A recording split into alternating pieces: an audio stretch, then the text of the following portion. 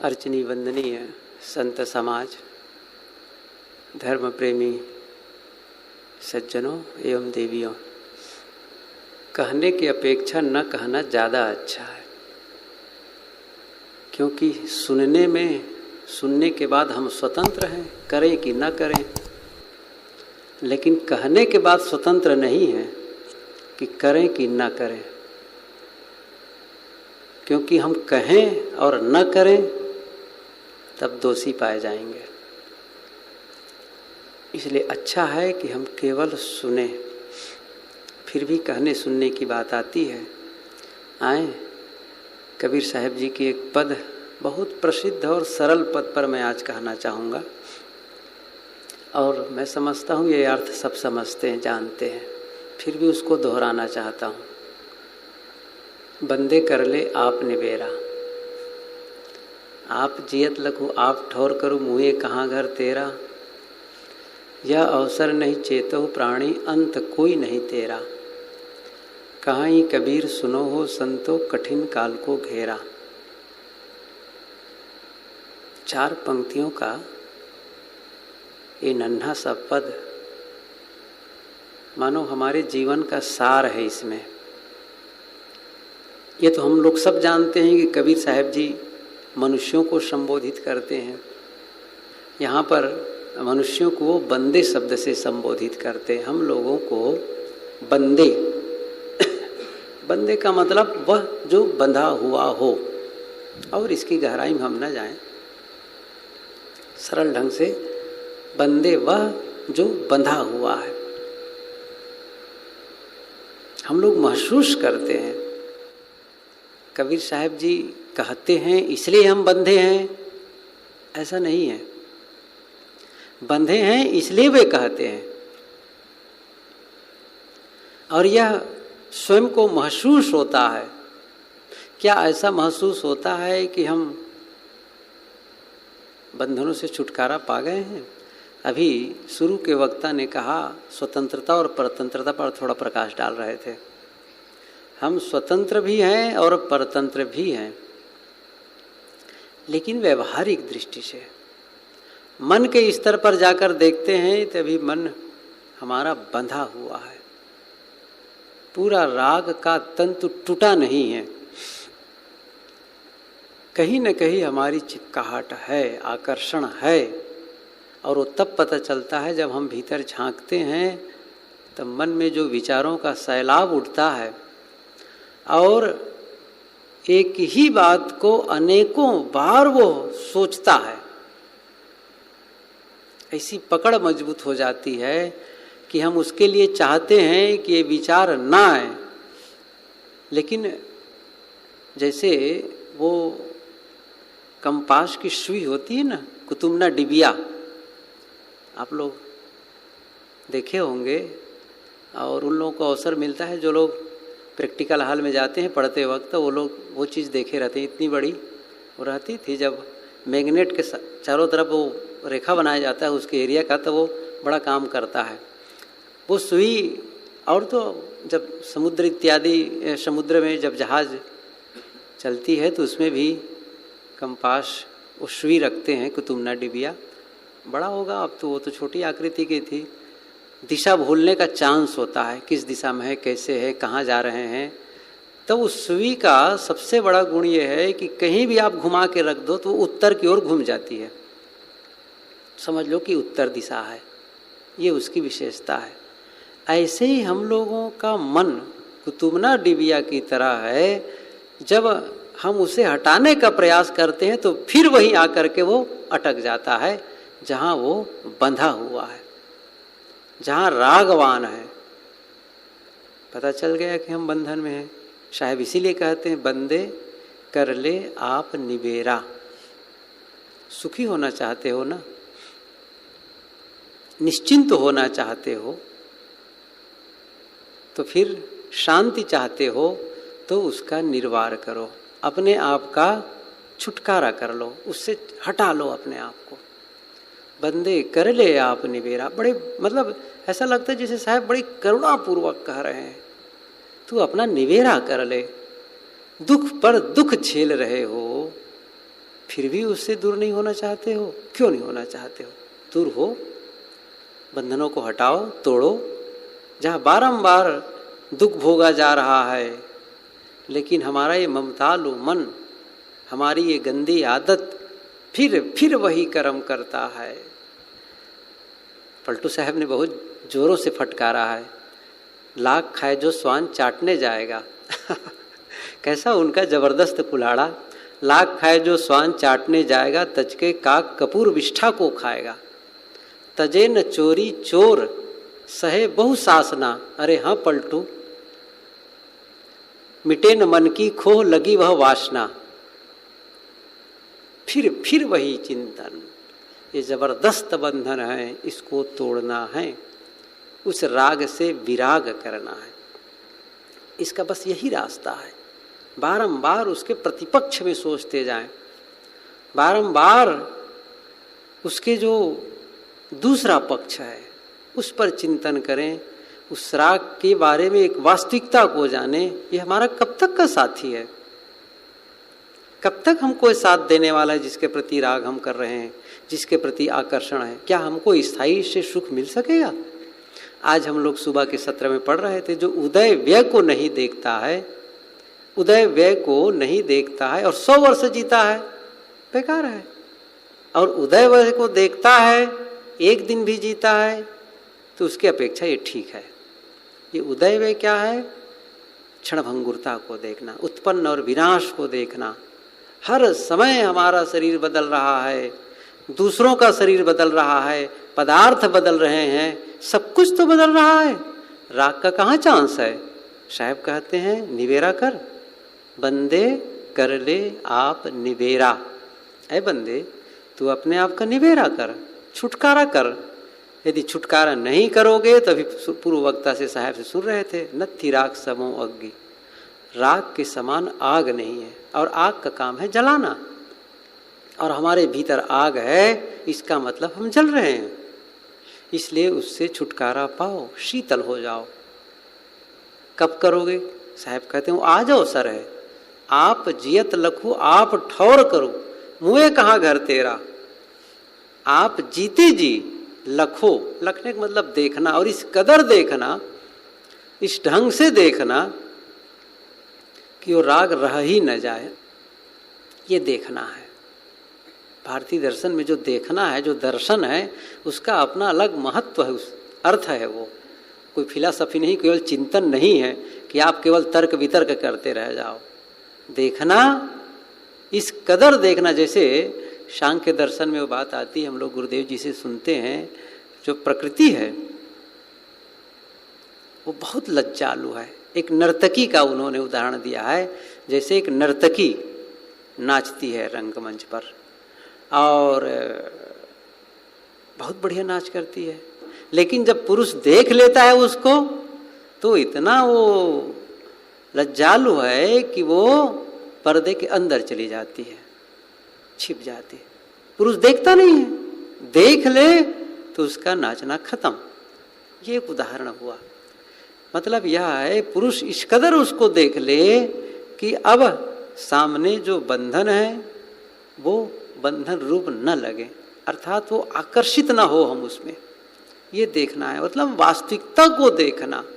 आप जियत लखु, सदगुरु कहते हैं यह काम जीते जी होगा। और जीते जी भी कहने का एक ढंग है। कहना चाहिए जब शरीर स्वस्थ है, इंद्रियां सबल हैं, बुद्धि ठीक ठाक है, तब हो सकता है। जीने का काम तो बहुत दिनों के तक चलते रहता है, इंद्रियां शिथिल हो गई हैं, कोई नहीं पूछने वाला है सब।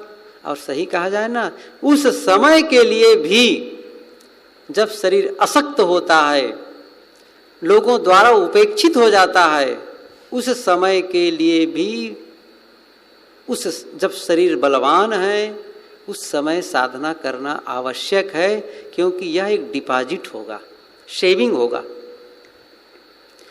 आँख से हम देख नहीं पाएंगे ठीक से, पुस्तकें रखी हैं, चश्मा भी कब तक काम करता है? बहुत दिन तक काम नहीं करता है। भीतर से ही जवाब दे दे। डॉक्टर ने कहा देखो पढ़ोगे तो फिर आँख खराब हो जाएगी, और पढ़ो मत। क्या करेंगे? पढ़ नहीं सकेंगे।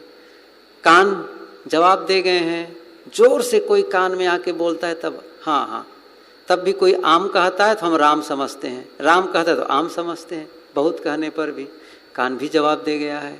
पढ़ना कठिन, यादगिरी कठिन, कौन सहायक होगा उस समय? उस समय वही सहायक होगा जो पहले से किए हुए रहेंगे। पेंशन, पेंशन क्या मिलता है? पेंशन वही तो मिलता है जो आप नौकरी करते समय जो उसमें आपका कटौती कर करके जो सरकार बचा रखी है। कहाँ से दें? सरकार को बाद में कहे काम छुड़ा दिए तब हमको दीजिए कुछ न कुछ दीजिए, तो फिर कहाँ से देंगे? तो लो भाई तुम ही बचाया हो। इसीलिए हम जो डिपॉजिट किए रहेंगे, अभी जो कुछ किए रहेंगे, किसी विषय का मनन किए रहेंगे, चिंतन किए रहेंगे, किसी राग को हम हटाए रहेंगे, वो शक्ति, वो बल जो हमें मिला रहेगा, उसके आधार पर हम उस समय भी अपने जीवन को सुखमय काट सकेंगे। किसी की जब उपेक्षा मिलेगी, हमको चाहिए प्यास, हमको लगी है प्यास, पानी चाहिए, भूख लगी, भोजन चाहिए, घर वाले की मर्जी, जब देंगे तब देंगे। लेकिन आप उनको कह नहीं सकते मुझे समय से दो। ऐसा लगता है जैसे उपेक्षा कर रहे हैं। इस अपमान को सहना सरल समझते हैं आप? बहुत कठिन है। मन में होगा मैंने जीवन भर इनके लिए बैल की तरह काम किया, आज मुझे लोग पानी को नहीं पूछते हैं। भयंकर दर्द होगा, लेकिन उस दर्द को आप कह नहीं पाएंगे। इसीलिए प्रदीप ने बहुत बढ़िया गाया है, बाहर से खामोश रहे तू, भीतर भीतर रोए रे, तेरा दर्द न जाने कोई। सचमुच उस समय आपका दर्द कोई नहीं जानने वाला होगा। आप चुपचाप भीतर भीतर सुबकते रहेंगे, आंसू भी बहाएंगे, और ये भी होगा कि हमारे आंसू को बाहर के लोग देख भी ना पाए, नहीं तो सकते नाराज हो जाएं। ये बड़ा कठिन है। आप रो करके भी नहीं रो पा रहे हैं, इस पीड़ा को आप किससे कहेंगे? कौन उस पीड़ा को सहायक होगा सहने के लिए? इसलिए पहले से ही अगमन खसी कराए, साहब ने जो कहा है, अगमन पहले ही मैं सावधान करता हूं, तुम पहले ही उसको खारिज कर दो, इस आसक्ति को। शत्रु कहते हैं आप जियत लखु, आप ठौर करो, ये ठौर बनाना है, अपनी जगह बनाने की बात है। आप जगह बना लिए, करने दो उपेक्षा, ठीक है, धन्यवाद है आप लोगों को। जब आप निरपेक्ष रहेंगे तो बहुत संभावना है उधर से आदर भी मिलने की। ये ध्यान दीजिए, जब हम सामने वाले से निरपेक्ष होते हैं तो फिर उधर से अपने आप वो कर्तव्य पालन करना शुरू कर देते हैं। जब उधर से अपेक्षा वाला होते हैं तो वो हमसे न्यूट्रल होते जाते हैं। जितना पकड़ो उतना भागा वो, और जितना उससे अपने आप को अलग करो, छोड़ो, उतना ही वो आकर्षित होता है। इसलिए आप स्वजनों से जब निरपेक्ष रहने लगेंगे, उनको लगेगा कि हमारे ऊपर लदते नहीं है ये, हम निभार हैं, हमको किसी प्रकार इससे तकलीफ नहीं मिलेगी, तो आपके संग लगेंगे, ये जान लीजिए आप। लेकिन आप उनके ऊपर लदेंगे, भार रूप बनेंगे, या मन से हम पहले ही तैयार रहेंगे। अभी कुछ दिन पहले मैं एक पुस्तक पढ़ रहा था, जितेंद्र अड़िया, बहुत बड़े वक्ता हैं, वो गुजरात के हैं और प्रोफेसर थे पहले, आजकल तो केवल उनका स्पीच देना काम रह गया। तो लिखे हैं कि कैसा जो सोचता है आदमी उस ढंग से कैसे उसके जीवन में उसकी घटना घटती है। तो उन्होंने लिखा है कि मेरी माँ थी, तो माँ बार बार ये सोचती थी कि मेरा शरीर ऐसा रहे कि जीवन भर मैं स्वस्थ बना रहूं, और मुझे सेवा किसी करनी ना पड़े, मुझे किसी की सेवा लेने की आवश्यकता न रह जाए। एक प्रकार से मुझे इच्छा मृत्यु चाहिए, जब चाहूँ तब मर जाओ, छोड़ो इन लोगों, मैं किसी की सेवा नहीं चाहिए। हर समय उसके मन में होता था, किसी की सेवा लेने की भावना ही नहीं होती थी। और सचमुच अंत समय आया तो बहुत जल्दी पिताजी कहीं तीर्थ गए थे, वहाँ से उसको इंतजार करते थे, कब आएंगे कब आएंगे कब आएंगे। आ गए, बस एक दो दिन उनका स्वागत करती है, और उसके बाद में क्या एक अनुष्ठान था घर में वो करती, उसके बाद में फिर स्वाभाविक ढंग से वो शरीर छोड़ देती। किसी के लिए आवश्यकता नहीं पड़ी कि उनको एक लोटा पानी दें, बड़ा सहज ढंग से शरीर छूट गया। ये माँ की स्थिति थी। दूसरी स्थिति पिताजी की थी। पिताजी बार बार कहा करते थे बच्चों का कर्तव्य है कि वो बूढ़ों की सेवा किया करे, माता पिता की सेवा किया करना चाहिए, ऐसा करना, बहुत कहा करते थे, इस बात को बारंबार दोहराया करते थे। उनकी अच्छी सेवा होनी चाहिए, करना ही चाहिए। हुआ क्या, पिताजी का समय आया, अंतिम समय, तो उनको कैंसर हो गया। अब 5 हम लोग 5 थे भाई बहन सब मिल करके, अब कई साल तक वो पड़े रहते थे। जब सेवा करते थे तो भी वो कहा करते थे नहीं ऐसे करना चाहिए वैसे करना चाहिए। तब हम लोग कहते थे पिताजी आप शांत रहिए सब ठीक हो जाएगा, लेकिन नहीं, अंत में बहुत कष्ट उनको मिला, कष्ट भोगते भोगते शरीर छूटा। वो सेवा चाहते थे, सेवा उनको देनी पड़ी, और सेवा नहीं चाहती थी, सेवा की कोई आवश्यकता नहीं है। मैं तो इसलिए इस उदाहरण को दिया कि जब हम निरपेक्ष होते हैं, मतलब उनको ये लगता है कि इनकी ओर से हमको कोई भार नहीं लगेगा, तो स्वाभाविक लोग सहयोगी बन जाते हैं। इसलिए साहब कहते हैं आप अपने अंत समय के लिए अभी काम कर लो, और ऐसा काम जो पूरा समय के लिए कर ले तब तो काम बढ़िया है।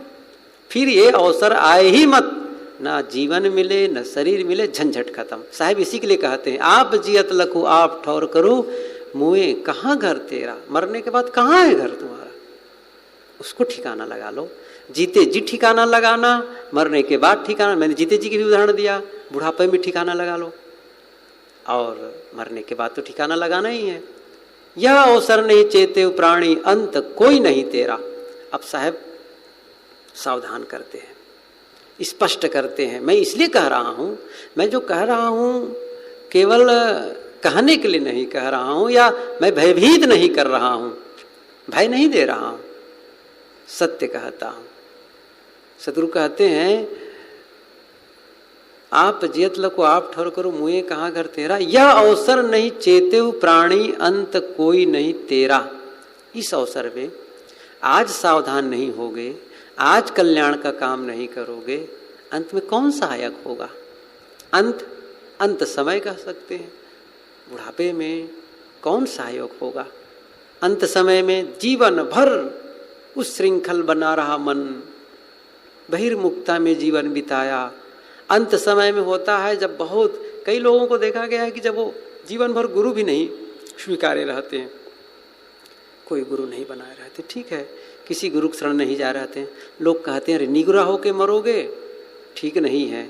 अब करते करते शरीर छूट गया, तब भाई लाओ किसी को, या फिर अंतिम समय है लाओ किसी को कान फूंकवा दो इनका, या कभी कभी किसी को गीता सुनाने की बात आती, अंत समय है गीता सुना दो। आप लोग भी जानते होंगे, मैं भी जानता हूँ, एक बहुत वृद्धा थी, बहुत दिनों तक बेचारी पड़ी, इतना वो उनके पीठ में घाव हो गए थे, इतना बड़ा, बहुत दिनों तक सेवा चलती रही। मैं पहुँच गया, कहे कि बहुत दिन बाद आ गए हैं आप, मैं मिलने देखने ही गया था, आप इनको गीता सुना दीजिए। यद्यपि मैं खुद गीता उस समय बढ़िया नहीं पढ़ पाता था, जान नहीं पता था क्या है उसके बारे में, लेकिन गीता वो टीका वाली गीता थी, मैं पढ़ के सुनाता रहा। वही सब बातें आई थी कि वस्त्र बदलने के समान है, ये है वो है। मैं तो जब पढ़ करके देखा तो मुझे नहीं लगा कि वो सुनती भी है इसको और समझती भी है, बातें खत्म है। जो जीवन भर रीता रहा वो अंतिम में गीता सुनने से क्या होगा, कुछ नहीं होगा। इसलिए साहब कहते हैं आप जियत लखु आप ठौर, यह अवसर नहीं चेते हो प्राणी, अंत कोई नहीं तेरा, कोई काम आने वाला नहीं है। इसलिए इस अवसर में, इस अवसर का मतलब बस फिर वही बात, जब आपके शरीर में बल है, समझदारी है, धन बल भी है, शरीर बल भी है, जन बल भी है, शासन बल है, सब बल तो है। एक समय आएगा सारा बल खारिज हो जाएगा। जन बल तो खारिज होना चाहिए, ये नहीं कि आप कहेंगे तो आपके साथी सब 4 लोग हो जाएंगे, नहीं, कोई सहयोगी नहीं होंगे। धन बल भी नहीं, आपका धन है फिर भी आपका नहीं होगा फिर वो, क्योंकि वो दूसरे के हाथ में हस्तांतरण हो गया उसका, आप उसके मालिक नहीं हो सकते हैं। आपके नाम में भी लिखा होगा तो क्या करेंगे आप, आपके नाम से बैंक में भी होगा तो आप किसी को भेजेंगे चेक काट करके, तो क्या होगा, चेक कट के आएगा, पैसा उनके हाथ में रहेगा, और आपको भी दे देंगे तो सामान लाने वो दूसरा ही जाएगा। तो फिर इसलिए धन बल, जन बल, स्वामित्व बल सब खत्म। इसलिए सदगुरु कहते हैं आज जब अवसर है, आपके पास सारे बल मौजूद हैं, तो उस समय निर्बल होने के पहले वह काम कर लो। आप ठौर करो मुए कहाँ घर तेरा, यह अवसर नहीं चेते हो प्राणी, अंत कोई नहीं तेरा। कहीं कबीर सुनो हो संतो, कठिन काल को घेरा। है संतो सुनो, ये काल का घेरा कठिन है, इसलिए इसको संभालो। बोलिए सद्गुरु देव की जय।